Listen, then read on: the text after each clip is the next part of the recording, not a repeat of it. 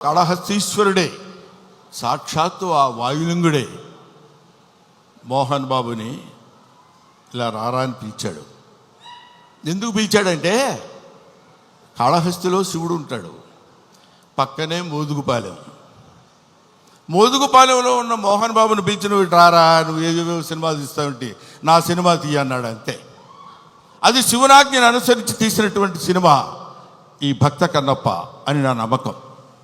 లేకపోతే ఇంత డబ్బు పెట్టి నేను సినిమా తీసి ఇంత టెన్షన్ పడి ఇన్ని రకాలైనటువంటి విమర్శల్ని ఎదుర్కొంటూ నిలబడి సినిమాని రిలీజ్ చేసి శివతత్వాన్ని యావత్ ప్రపంచానికి తెలియపరచాలనేటువంటి ఆలోచన అతను కలగటం ఆయన చేసుకున్న పూర్వజన్మ సుకృతం.